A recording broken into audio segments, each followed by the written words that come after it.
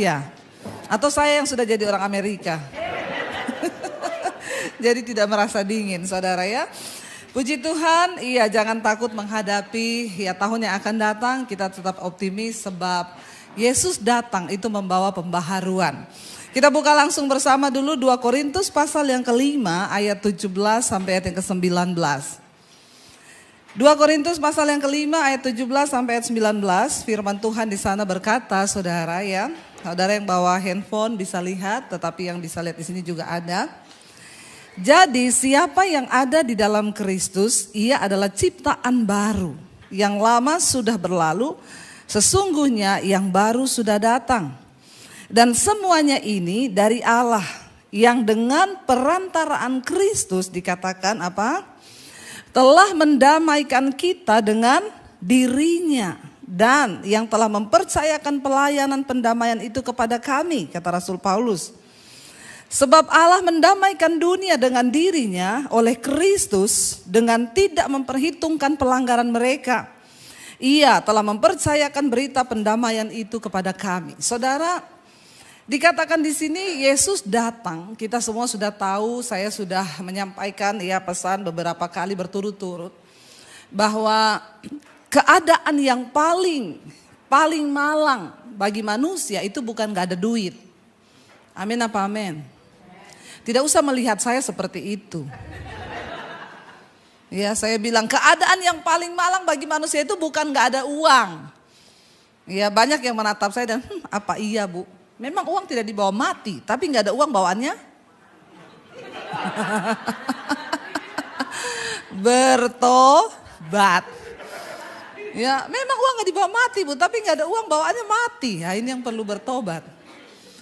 Ya, uang memang bukan segalanya, tapi segalanya butuh uang. Iya, saya tahu. Tapi Alkitab berkata, saudara, satu keadaan yang paling malang dari manusia adalah ketika kita terpisah dari Allah. Amin. Kenapa itu menjadi keadaan yang paling malang? Karena kalau engkau terpisah dari Allah, engkau punya banyak uang bisa. Tapi engkau gak ada damai sejahtera. Gak ada sukacita. Dan itu orang yang paling malang kan, punya banyak uang tapi enggak punya karunia menikmati. Hidupnya berantakan, rumah tangganya ribut, setiap hari konflik. Ya kasihan kan, saya banyak ketemu orang kaya saudara. Bahkan kaya raya ya. Tapi ketika ketemu mereka saya pulang, saya bilang sama suami saya, lebih bahagia kita. Kenapa? Karena ada Yesus dalam hidup kita. Orang boleh kaya, tapi kalau dia tidak punya Tuhan, nggak punya hubungan yang baik dengan Tuhan, hubungannya rusak, nggak akan ada kedamaian sekalipun engkau beragama Kristen. Makanya kita perlu mengalami Natal itu di hidup kita. Apa itu Natal? Natal adalah peristiwa Yesus lahir di hidup kita menjadi Tuhan dan Juru Selamat. Saya bukan hanya berbicara karena saya pernah mengalami bagaimana hidup di luar Yesus dan bagaimana hidup di dalam Yesus. Saudara tahu kesaksian saya, nama saya Debbie Basir. Tapi gak ada hubungan sama Abu Bakar Basir. Walaupun karena itu visa saya ditolak terus. Ya dipikir ada hubungan ya. Tapi saudara ya saya dulu pernah hidup tanpa Yesus. Saya punya agama. Ya. Bahkan dari kecil diwanti-wanti, jangan bergaul sama orang Kristen. Apalagi pacaran sama orang Kristen. Kalau kamu sampai menikah sama orang Kristen, lebih baik papi masuk penjara, papi bunuh kamu. Jadi saya menjaga hidup saya jauh-jauh deh yang namanya Kristen. Bahkan jatuh cinta sama laki-laki Kristen saya gak berani. Padahal yang ganteng-ganteng tuh cowok Kristen. Weh, Pak Lukas langsung bilang amin loh. Lumayan ada yang menghibur ya. Tapi cowok Kristen yang bertobat, gak bertobat sama aja kayak setan. Ya. Jadi saya takut, tapi saudara ketika Yesus datang, dari dulu saya pikir kemerdekaan hidup itu adalah ketika saya bebas melakukan apa yang saya mau, gak ada yang larang. Saya mau bikin apapun gak ada yang larang, itulah kemerdekaan. Sehingga saya jatuh dalam dosa, saya menikmati semuanya. Tapi ternyata apa yang saya dapatkan? Kehancuran. Pada ujungnya membawa saya pada satu keputusan, saya mau mengakhiri hidup saya dengan jalan bunuh diri. Hari-hari ini ada begitu banyak anak-anak muda, ya juga di Indonesia yang bunuh diri saudara. Kita harus perhatikan anak-anak kita loh hari-hari ini. Mereka itu menjadi anak-anak yang kurang tangguh. Apalagi kalau kita terlalu memanjakan mereka. Sudah dibiasakannya semua serba ada. Jadi anak-anak sekarang itu survei membuktikan mereka tidak punya lagi nilai juang itu sangat minim. Karena orang tua sudah menyediakan semua-muanya. Apa yang mereka butuhkan dikasih. Ingat saudara, mendidik anak bukan soal kita itu beri semua yang mereka mau. Ya, saya didik anak-anak saya. Ya, yang kecil itu, yang paling kecil anak saya, sampai hari ini ke sekolah naik Gojek. Orang-orang sebagian bertanya, ibu tega anak ibu itu naik Gojek, naik motor, naik Gojek itu dijemput Gojek. Saya bilang gak apa-apa, biar dia belajar menderita. Anak saya yang nomor 1 waktu masuk SMP, Mam, aku sekolah masuk di mana? Masuk di sekolah negeri. Kenapa? Di situ kan banyak yang bukan Kristen, Mam. 90% itu di sekolah negeri itu bukan orang Kristen. Iya, saya bilang kenapa? Masalah buat lo. Nggak apa-apa. Bukan berarti sekolah Kristen itu menentukan iman anakmu loh saudara. Sekolah internasional di Jakarta itu iman anak-anaknya ya tidak ditentukan dari sekolah itu. Saya pernah saudara bertamu di salah satu rumah. Anaknya sekolah di international school.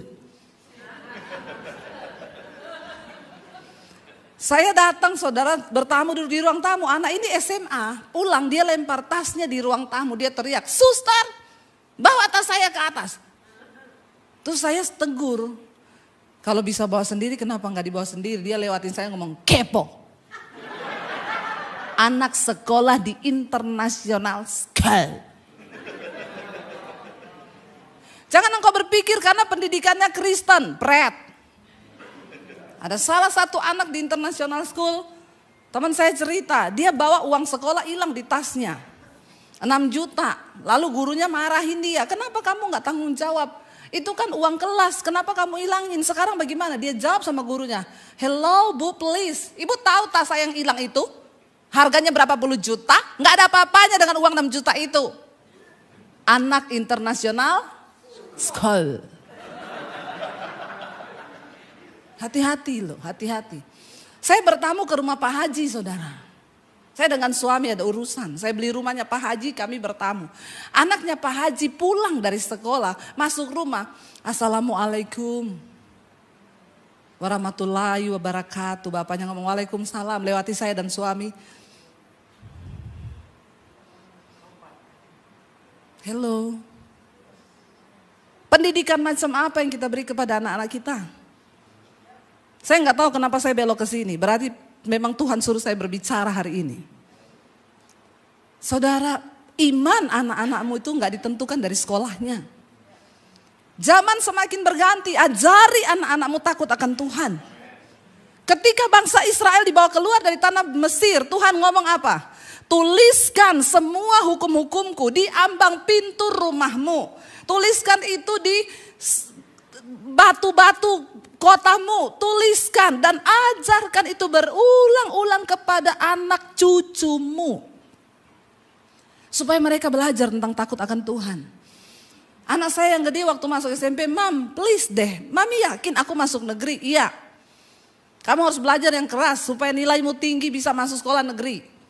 Ya, yang kedua itu memang gratis. Lalu dia bilang gini, "Oke, aku masuk negeri, tapi aku sekolah diantar." "Enggak, naik angkot." Kamu tahu enggak, Mami waktu dulu sekolah jalan kaki. Ya Mami gak usah bandingkan sama zaman dulu, enggak apa-apa, penderitaannya tetap sama. Masih bagus kamu naik angkot.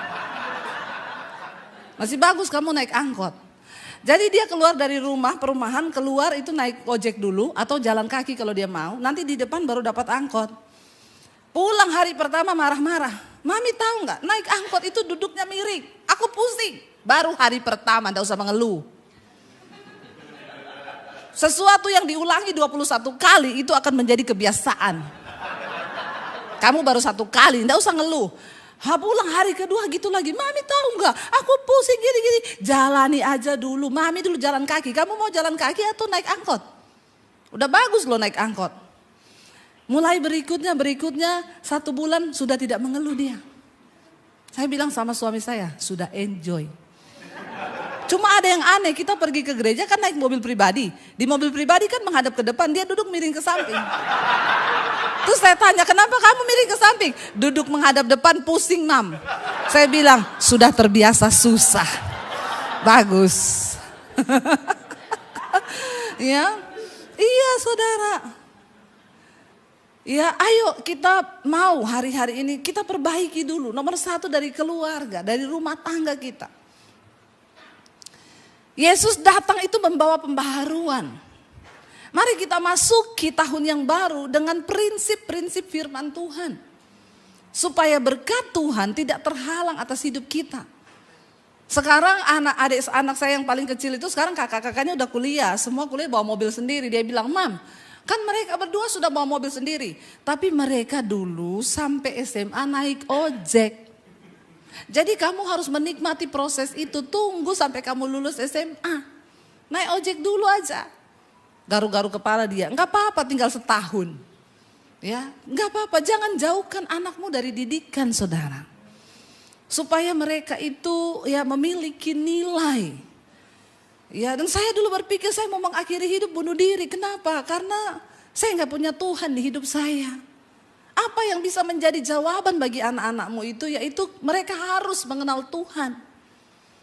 Ya, sehingga kita nggak perlu takut ketika anak-anak kita tahu mereka ada Tuhan dalam hidup mereka, maka Tuhanlah yang akan menuntun mereka. Firman itu tanamkan dari kecil, di mobil, di perjalanan, di rumah, engkau harus ucapkan firman. Ajari mereka tentang takut akan Tuhan. Saya selalu berkata kepada mereka, Mami tidak bisa awasi kamu 24 jam, tapi Roh Kudus akan mengawasimu. Sehingga saya dulu pernah saudara, saya bilang sama anak-anak saya, kalau Mami pelayanan keluar kota, ada Oma di rumah.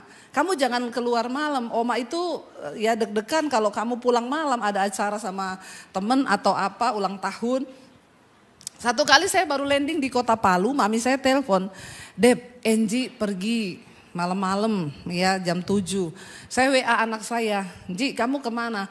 Ulang tahun temenku Mam, udah lama di undangannya. Tapi kan Mami bilang kalau Mami lagi di luar kota kamu gak boleh pergi. Tapi kan ya masa ulang tahunnya orang disesuaikan sama jadwal pelayanannya Mami. Kan dia ulang tahun udah lama. Ya tapi gini aja, ini Oma khawatir nanti kamu pulang jam 10 malam di Jakarta itu kan macet ya saudara. Kita tuh pulang aja jam 8 sampai rumah bisa jam 10, jam 11. Tapi gini aja deh, ya udah Mami nggak bisa larang kamu. Di hatimu tuh ada Roh Kudus. Kamu tanya aja sama Roh Kudus, sebaiknya kamu pergi atau pulang. Sudah saya nggak WA lagi dia. Nggak lama Mami saya WA, Deb, Enji udah pulang. Saya tanya dia, Ji kamu pulang? Iya aku putar balik. Puji Tuhan. Kita gak perlu dengan kekerasan. Ketika anak-anak tahu takut akan Tuhan, hidup mereka akan terjaga di dalam takut akan Tuhan. Ya kita berdoa dimulai dari kita dulu yuk. Suami istri, bapak ibu. Siapa yang ada dalam Kristus, dia ada ciptaan baru. Kita harus lebih dulu diperdamaikan dengan Tuhan. Baru kita bisa memperdamaikan anak-anak kita juga dengan Tuhan. Rasul Paulus bilang, Tuhan mempercayakan pelayanan ini kepada kami. Karena Rasul Paulus sudah didamaikan dengan Kristus, dengan Allah lewat Kristus, makanya dia juga bisa memperdamaikan orang lain. Kalau hidup kita belum berdamai dengan Tuhan, mau pelayanan sehebat apapun tidak mungkin berdampak. Mau engkau pengusaha sesukses apapun, hidupmu gak ada dampak apa-apa. Hari-hari ini yang Tuhan cari adalah orang-orang yang hidup berdampak bagi kerajaannya. Katakan amin. Ya kita berdoa, kita bisa melewati 2 tahun pandemi, udah puji Tuhan, haleluya 12 kali. Ya tidak ada yang mustahil bagi Tuhan. Saya sudah bersaksi bolak-balik, di masa pandemi kami harus menjual rumah. Karena tidak ada pelayanan, kami hidup dari pelayanan. Anak saya bilang, Mam aku mau kuliah, berapa kuliahmu? 70 juta. Aduh anak, kita mau pikir makan aja susah. Kamu di masa pandemi mau kuliah. Kuliah sama tidak kuliah tidak menentukan masuk surga nak. Ya, enggak usah kamu kuliah. 70 juta, tapi saya bilang kalau Tuhan berkehendak enggak ada yang mustahil. Berdoa saja, tapi ini mami sama papi, kita kayaknya jual rumah Jakarta, kita pulang ke Solo. Enggak tahu mau hidup bagaimana dan tidak tahu pandemi sampai berapa lama. Ya, kemarin Pak Edward Chen cerita, dia pun mengalami. Ya, kita semua mengalami. Tetapi pandemi adalah ujian dan pemurnian. Orang-orang yang setia berpegang pada Tuhan akan diangkat tinggi oleh Tuhan. Seperti yang semalam saya bacakan, Tuhan berkata, kalau engkau dengan setia mendengarkan perkataanku, aku akan mengangkat hidupmu menjadi terhormat, terpuji. Ya, di antara bangsa-bangsa. Saya melihat itu saudara. Kita sudah hopeless, gak ada apa-apa. Saya cuma bilang sama suami, jangan pernah menyalahkan Tuhan. Dia Tuhan yang tetap sama dahulu, sekarang, bahkan sampai selamanya. Kita tetap bersyukur apapun yang terjadi. Hanya semudah Tuhan berfirman, dia membalikkan telapak tangan. Ya, kita gak jadi jual rumah, malah beli rumah, bangun studio. Di tengah masa pandemi bisa bangun puluhan gereja di desa-desa. Apa yang Tuhan buat? Gak pernah kita bisa pikir. Ya, saudara, kita melihat apa yang Tuhan rencanakan itu jauh dari apa yang kita pikirkan. Makanya jangan takut lebih dulu. Tapi orang Kristen kadang tidak bisa melihat Tuhan, mujizat Tuhan. Kenapa? Engkau sudah takut lebih dulu. Ya, ketakutan lebih dahulu. Padahal gak terjadi apa-apa. Belum tentu kan sesuatu yang kita takutkan itu terjadi. 99% ketakutan kita itu gak pernah terjadi. Dan benar kemarin dibilang banyak yang mati di pandemi itu bukan karena virus, karena ketakutan. Karena ketakutan. Satu kali ada satu survei dilakukan saudara, mereka mau mencoba tentang kuasa perkataan dan ketakutan itu bagaimana bekerja. Jadi ini survei benar. Jadi ada sekelompok anak muda, mereka tuh sepakat gini, nanti kalau si teman kita ini datang, sebut saja namanya Dewi, kita ngomong dia sakit ya, semua sepakat ngomong dia sakit ya. Dari depan kampus Dewi datang, satu temannya ketemu dia, Dewi kamu kok pucat ya, kamu sakit ya? Dia bilang enggak, itu saya enggak sakit. Tapi kamu pucat loh. Iya? Masa iya? Dia jalan ke toilet. Dekat toilet ketemu teman satunya lagi. Dia bilang, kamu sakit? Enggak, tapi kamu pucat banget loh. Masa sih iya? Iya, kamu pucat loh. Dia masuk ke toilet, dia lihat mukanya. Aku pucat ya. Pucat ya, sakit ya, pucat, sakit. Lalu dia mulai imani saudara perkataan itu. Dia masuk kelas ketemu beberapa orang teman, mereka ngomong yang sama. Kamu sakit? Enggak tuh, tapi kamu pucat banget loh. Masa iya sih? Dia pikir saudara, akhirnya ketakutan itu mulai masuk. Saudara tahu besoknya dia gak hadir. 2 hari kemudian dia masuk rumah sakit. Itu cuma karena, jadi itu survei ya. Apa yang kita dengar ternyata ketika kita izinkan masuk dalam hidup kita, itu bisa mempengaruhi. Dan saya melihat kemarin itu Pak di pandemi, orang-orang yang kena autoimun itu banyak sekali. Imunnya jadi kacau. Kenapa saudara? Di tengah masa pandemi mereka berusaha minum vitamin. Itu yang namanya vitamin C 1000, 2000, 3000. Vitamin E, vitamin D. Loh, yang tadinya tubuhnya itu gak pernah minum vitamin.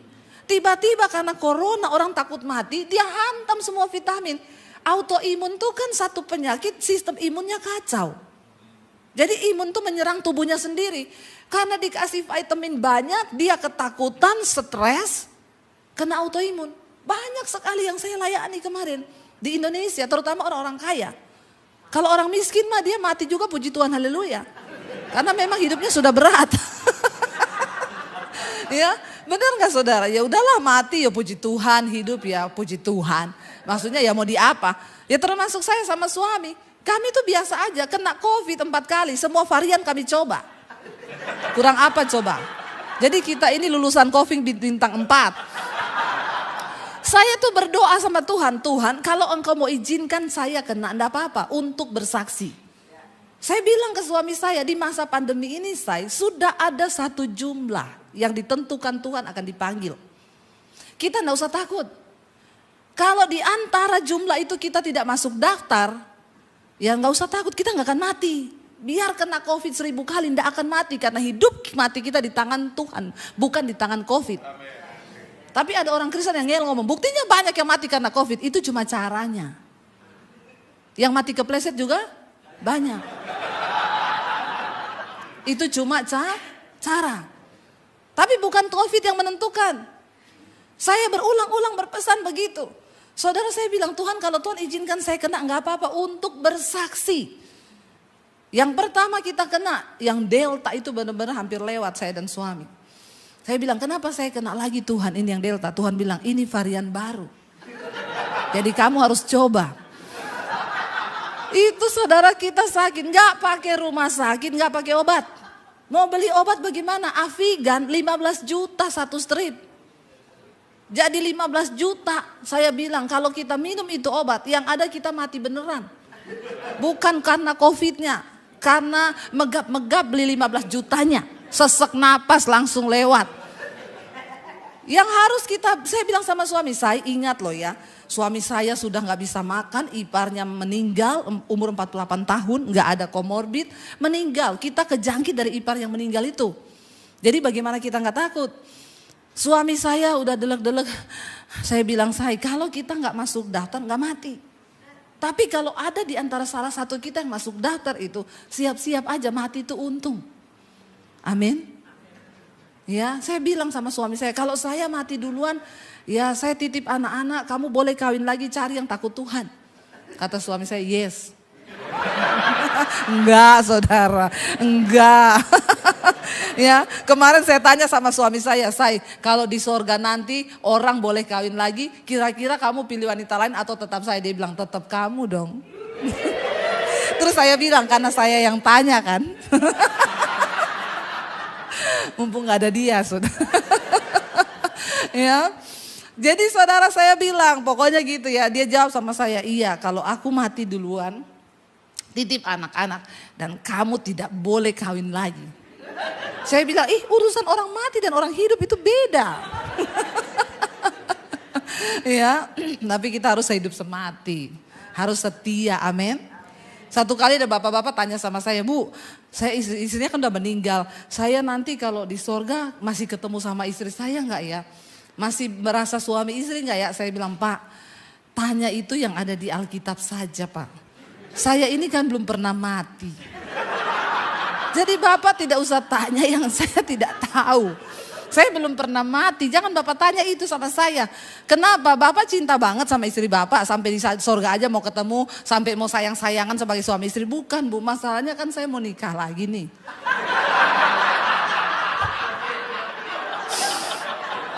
Terus, saya takut nanti kalau istri baru saya sama istri lama saya ketemu di sorga terus mereka berantem. Takut berantem saudara. Ya, itulah laki-laki ya. Waktu istrinya meninggal nangis alay lebay. Ya, begitu meninggal belum berapa bulan. Datang sama saya ngomong gitu orang gereja.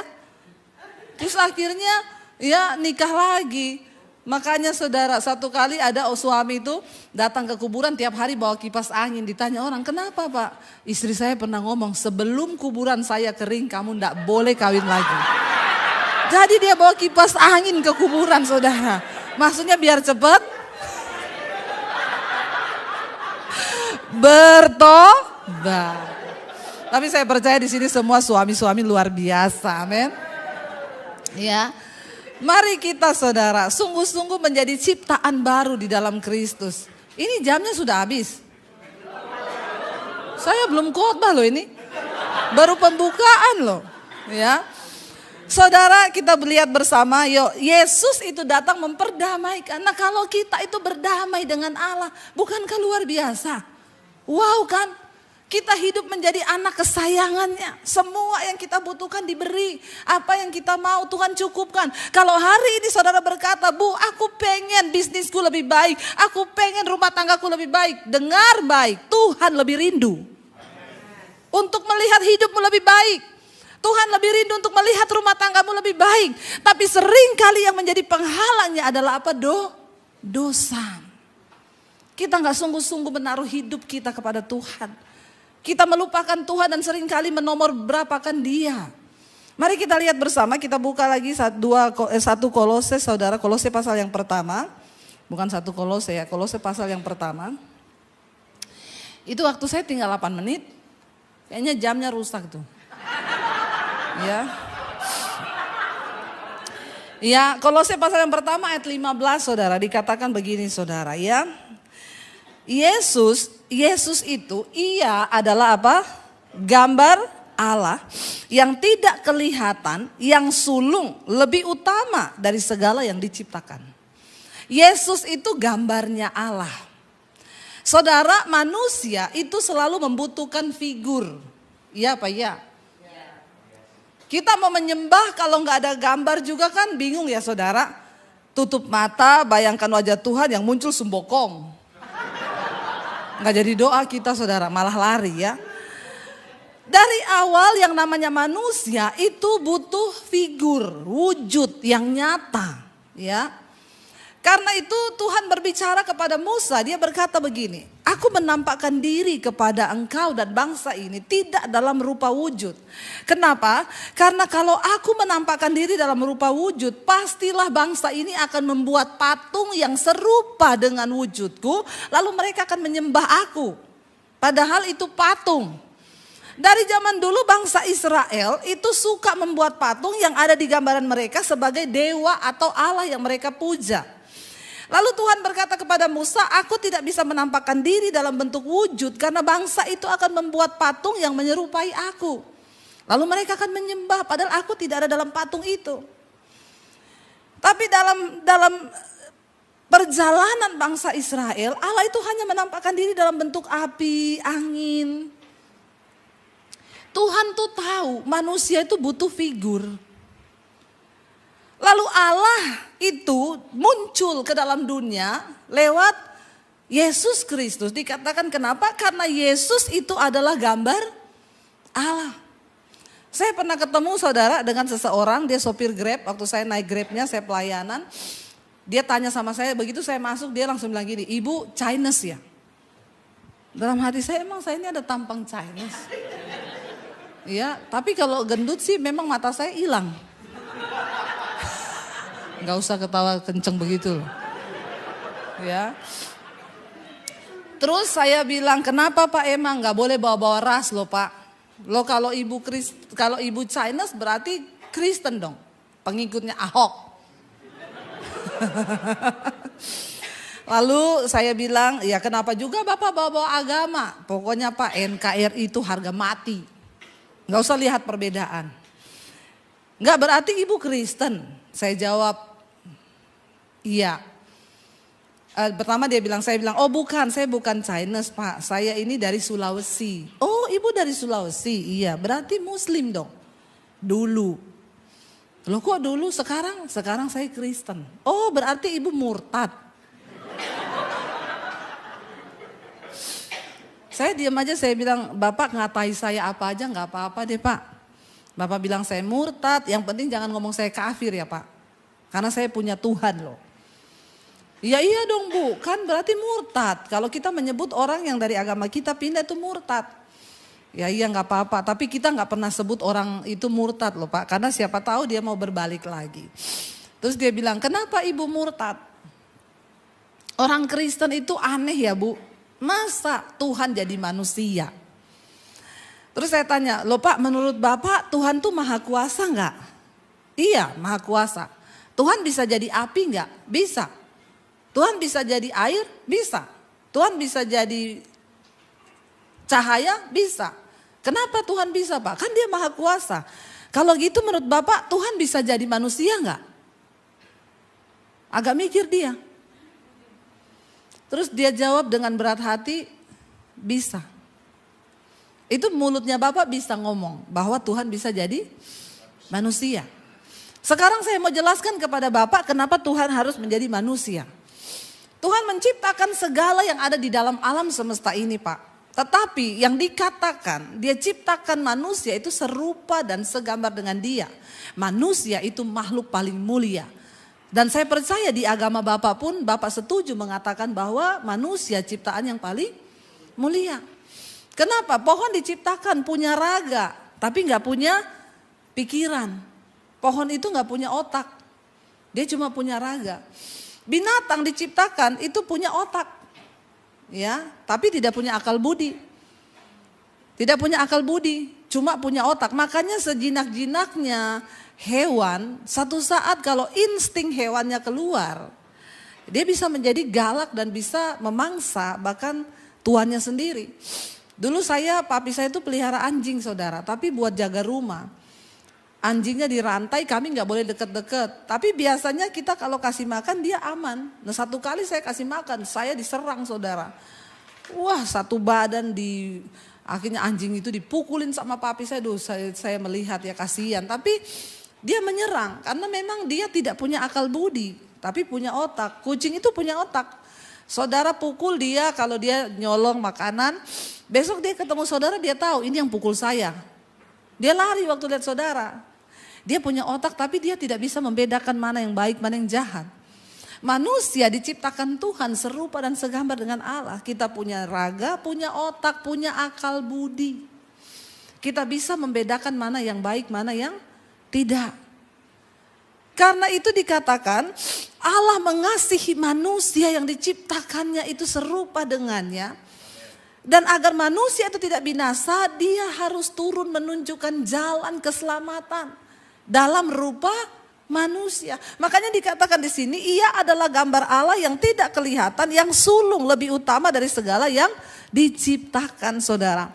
Karena di dalam dialah telah diciptakan segala sesuatu yang ada di sorga dan yang ada di bumi, yang kelihatan dan yang tidak kelihatan, baik singgasana maupun kerajaan, baik pemerintah maupun penguasa, segala sesuatu diciptakan oleh dia dan untuk dia. Jadi singgasana, kejayaan, kehormatan itu semua Tuhan yang menciptakan. Hari ini jangan engkau cari singgasana dunia, tapi cari Tuhan.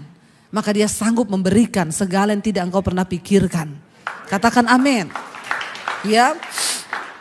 Ayat 17, dia ada terlebih dahulu dari segala sesuatu dan segala sesuatu ada di dalam dia. Ia kepala tubuh yaitu jemaat. Ialah yang sulung, yang pertama bangkit dari antara orang mati sehingga ia yang lebih utama dalam segala sesuatu. Yesus adalah Tuhan yang pernah mati dan bangkit. Dan Alkitab berkata dia datang dari sorga, jadi dia tahu jalan ke sorga. Amin. Dialah Tuhan yang benar, dia pernah mati dan dibangkitkan. Karena itu jangan takut, termasuk jangan takut mati, katakan. Ada di sini yang masih takut mati? Berapa banyak yang tidak takut mati, angkat tangan. Yang sudah siap mati, angkat tangan. Saya tanya yang siap bukan yang mau mati, beda ya. Antara yang siap dan yang mau. Di Jakarta itu ya orang itu kalau siap mati mereka beli tanah di San Diego Hills. Itu adalah tempat pemakaman elit orang kaya. Satu lubang bisa 1 M. Iya. Satu kali saya pergi di sana diundang untuk mendoakan satu pemakaman. Lalu teman saya di samping saya orang kaya dia bilang, "Bu, saya satu keluarga sudah punya lubang loh di sini 5. Saya suami anak 3. Terus saya tanya, jadi ibu kapan masuk lubang? Dia bilang, dalam nama Yesus. Ibu jangan ngomong begitu. Ibu kalau orang sudah beli lubang berarti siap masuk lubang. Saya enggak mau beli lubang. Itu uang 1 M pilih buat bangun gereja di desa kan? Daripada buat beli lubang 1 M, 1 orang 5. Apalagi kalau daerahnya itu naik ke atas puncak-puncak begitu, pemandangannya bagus, itu sudah kayak di sorga. Itu bisa sampai 2,5 M di Indonesia. Orang mempersiapkan kematian dengan kubur yang mahal. Ya, jadi saya bilang kalau sudah siap beli lubang berarti siap masuk. Ternyata pas saya tanya dia bilang belum. Lah kalau ibu belum siap masuk lubang ngapain beli lubang? Mending uang itu dipakai untuk hal-hal yang lebih berguna bagi kepentingan kerajaan Allah. Lah kan saya harus mempersiapkan mati. Ibu mempersiapkan mati itu bertobat. Buang kepahitan, ampuni yang bersalah. Jangan hidup bermusuhan terus. Amin saudara. Jemaat tidak boleh bermusuhan terus apalagi pendeta. Dilarang pendeta bermusuhan terus. Ya, apalagi kalau orang bermusuhan ngajak-ngajak supaya orang lain juga ikut memusuhi musuhnya. Itu yang berdosa. Saudara jangan saudara ya. Kita ini hidup damai itu paling enak. Orang yang paling bahagia di dunia ini orang yang hidup damai. Amin. Berdamai dengan semua orang. Kalau ada satu musuh itu sudah banyak. Jangan diperbanyak lagi musuh. Orang lain yang gak dimusuhi suruh ikut-ikutan musuh lagi. Jangan saudara, kita ini cari perkenanan Tuhan. Hidup mau sampai berapa lama sih? Mau pahit-pahit terus. Hidup ini sudah pahit. Apalagi kau tambah dengan minum kopi pahit, makan sayur daun pepaya, tambah pahit hidup. Sudahlah ya, berdamai. Kita harus mempersiapkan diri karena kemarin Pak Luka cerita. Loh saudara gak tahu habis makan malam tidur dipanggil Tuhan. Sebenarnya itu mati paling enak sih. Tapi kan yang syok yang ditinggal kan. Nggak ada pesan, apalagi kan belum kasih tahu PIN ATM. Nah itu. Ingat ya, PIN ATM. Masuk tahun 2023. Tadi malam ada bapak-bapak yang bilang, sudah Bu, saya sudah kasih ATM ke istri saya. PIN-nya sudah apa belum? Jangan cuma ATM-nya, yang penting PIN-nya loh. Ya.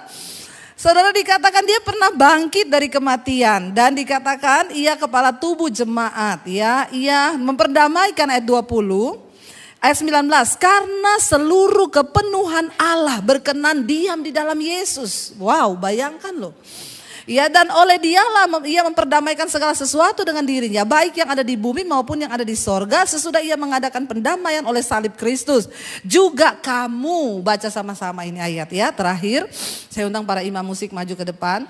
Juga kamu yang dahulu hidup jauh dari Allah dan yang memusuhinya dalam hati dan pikiran seperti yang nyata dari perbuatanmu yang jahat, sekarang diperdamaikannya dalam tubuh jasmani Kristus oleh kematiannya untuk menempatkan kamu kudus dan tak bercela dan tak bercacat di hadapannya. Ayat 23 baca sama-sama 1, 2, 3.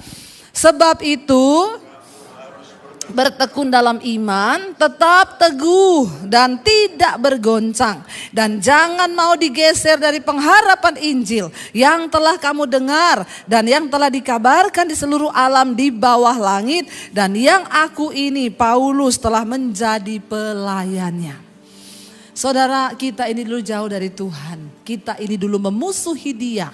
Dari pikiran dan hati kita, yang nyata dari apa? Perbuatan kita yang jahat. Tetapi sekarang lewat kedatangan Yesus ke dunia, kita diperdamaikan.